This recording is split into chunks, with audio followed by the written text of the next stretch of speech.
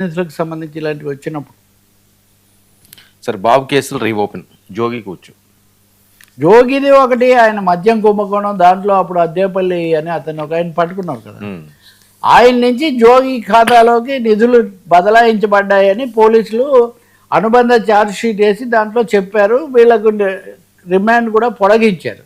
ఇంకా కొన్ని కేసుల దర్యాప్తులు కూడా జరుగుతున్నాయి. ఇప్పుడు వంశీ అక్కడెక్కడో గోవాలో షిప్లో పట్టుబడ్డాడు. ఉన్నాడని తెలిసింది. షిప్లో ఉంటే ఎవరైనా చేయలేరని ఆయన అక్కడికి వెళ్ళాడు, కానీ షిప్లో ఉన్న పట్టుకోవచ్చని ఈ క్రైమ్ స్టోరీ మొన్న నడిచింది. కానీ అది ఇంకా కొలిక్కి వచ్చినట్టుగా లేదు. ఈ కేసులో అరెస్టులు ఇవన్నీ చాలా సాగుతున్నాయి. కానీ రెండో వైపు నుంచి చూస్తే చంద్రబాబు నాయుడు మీద కేసులు ఉపసంహరిస్తున్నారు సిఐడి ద్వారా. అప్పుడు మిస్టేక్ ఆఫ్ ఫ్యాక్ట్స్, వాస్తవాల విషయంలో పొరబడ్డం వల్ల ఇటువంటి జరిగిందని చెప్పి ఒక స్కిల్ కేసు ఇది డిజిటల్ కార్పొరేషన్ కదా, ఇట్లాంటివి ఉపసంహరిస్తున్నారు. ఇది పొరపాటు, కేసులను ప్రభావితం చేస్తున్నారని వైసీపీకి సంబంధించిన లేదా ప్రజా ప్రయోజన వ్యాజ్యాలు వేశారు. కానీ కేసు వాదిస్తున్నది మటుకు పొన్నవోలు సుధాకర్ రెడ్డి, ఎవరైతే ఈ వైసీపీ తరఫున ఎక్కువ కేసులు వాదిస్తూ ఉంటారో ఆయన.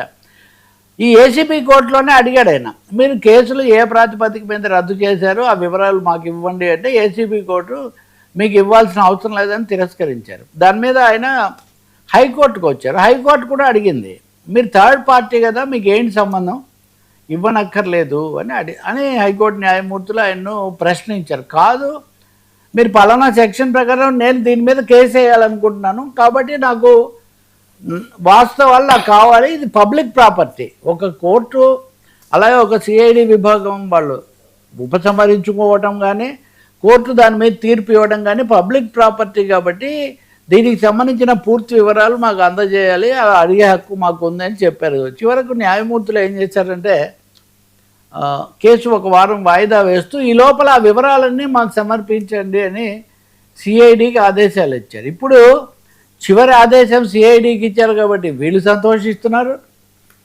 మీకేం సంబంధం అని అడిగారు కాబట్టి వాళ్ళు సంతోషిస్తున్నారు. మనమైతే ఇది సంతోషం కాదు. కానీ కేసు పరిణామ క్రమంలో తప్పకుండా ఏం జరుగుతుంది, పబ్లిక్ ప్రాపర్టీ కాబట్టి అది ఇస్తే న్యాయస్థానమే చెప్పొచ్చు. ఇప్పుడు హైకోర్టు ఇది చేయొచ్చు, దీంట్లో ఏం లేదని చెప్పింది అనుకోండి, ఎవరికి ఏం లేదు. కానీ ఒక ట్విస్ట్ అయితే స్ట్రైట్గా జరగకుండా ఒక ట్విస్ట్ అయితే వచ్చింది. పైగా ఇవన్నీ కింది కోర్టులోనే, పై కోర్టులో కూడా వివిధ దశల్లో ఈ కేసులు ఉన్నాయి.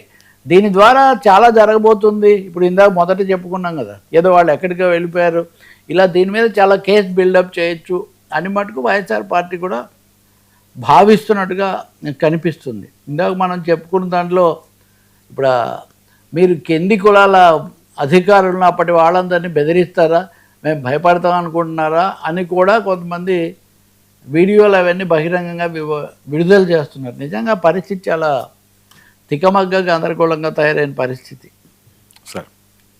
సార్ మళ్ళీ పాన్ ఇండియా మేనియా